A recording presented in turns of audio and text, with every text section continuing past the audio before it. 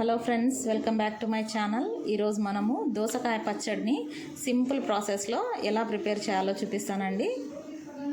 ముందుగా దోసకాయని పీలర్తో పీల్ చేసుకొని నీట్గా చిన్న చిన్న ముక్కలుగా కట్ చేసి పెట్టుకుందామండి. ముందుగా స్టవ్ వెలిగించి ఒక కడాయి పెట్టుకొని ఒక 2 టేబుల్ స్పూన్లంతా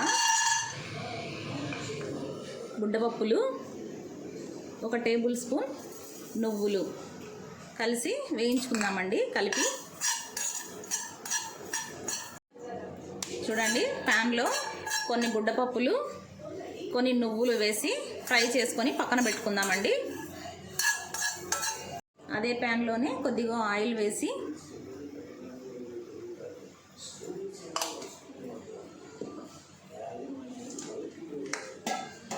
టమాటా పళ్ళ ముక్కలు,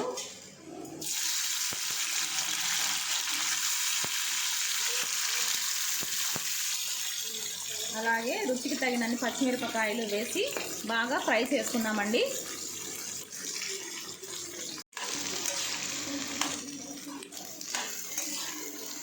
టమాటా పండు కొంచెం మెత్తగా అయ్యేంత వరకు ఫ్రై చేద్దామండి.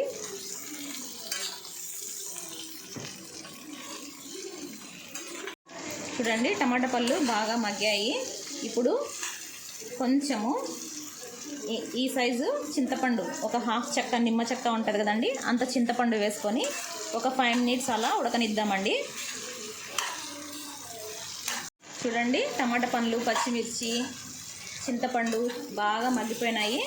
ఈ టైంలో దీన్ని స్టవ్ ఆఫ్ చేసి చల్లారనిద్దామండి. చల్లారనిచ్చిన తర్వాత మనము రోట్లో అయినా నూరుకోవచ్చు, లేదంటే మిక్సీలో అయినా కోర్స్గా గ్రైండ్ చేసుకోవచ్చు అండి. చూడండి, మిక్సీలో వేరుశనగలు, నువ్వులు కలిపి గ్రైండ్ చేసుకుందామండి మెత్తగా.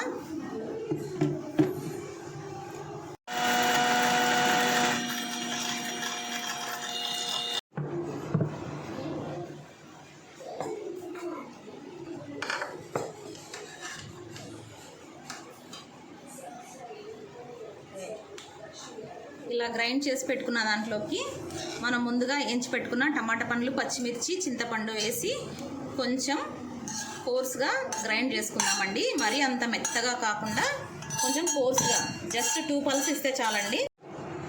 అలాగే కొన్ని ఉల్లిపాయ ముక్కలు కూడా వేస్తున్నానండి నేను. ఇప్పుడు దీన్ని గ్రైండ్ చేసుకుందాము.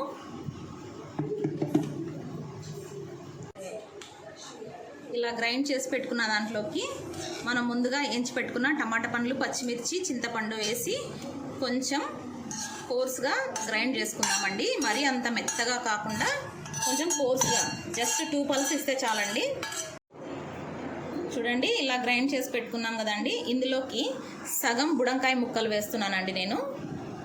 వేసి మళ్ళీ ఒక 2 పల్స్ ఇస్తే చాలండి.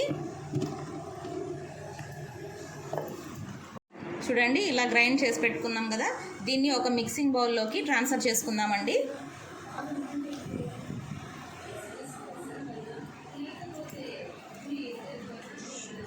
చూడండి, ఇలా గ్రైండ్ చేసి పెట్టుకున్నాం కదా, దీన్ని ఒక మిక్సింగ్ బౌల్లోకి ట్రాన్స్ఫర్ చేసుకుందామండి.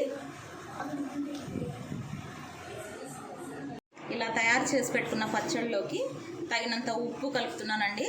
రుచికి తగినంత ఉప్పు, అలాగే మనము కట్ చేసి పెట్టుకున్న దోసకాయ ముక్కలు సగం ఉన్నాయి కదండి, అవి కూడా కలిపేసి బాగా మిక్స్ చేసేద్దామండి.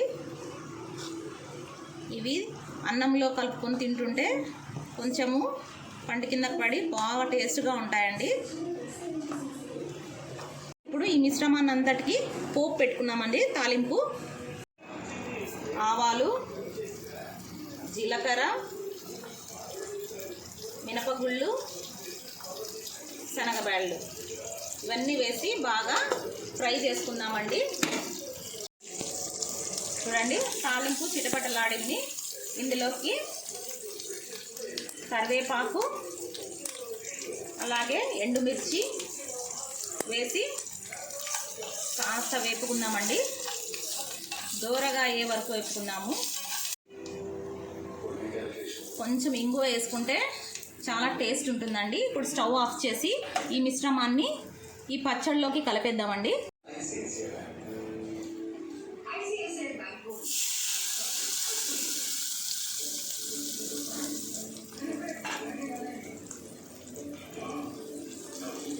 ఎంతో రుచికరమైన బుడంకాయ పచ్చడి రెడీ అయిపోయిందండి. ఇది వేడి వేడి అన్నంలోకి చూడండి తాలింపు వేసినాను. ఇది చాలా అంటే చాలా అద్భుతంగా టేస్టీగా ఉంటుందండి వేడి వేడి అన్నంలోకి వేసుకొని తింటే. ఈ రెసిపీ మీకు నచ్చినట్లయితే లైక్ చేయండి, షేర్ చేయండి. మీరు తప్పకుండా ట్రై చేయండి ఫ్రెండ్స్. ఇది చాలా అంటే చాలా బాగుంటుంది. Thank you friends.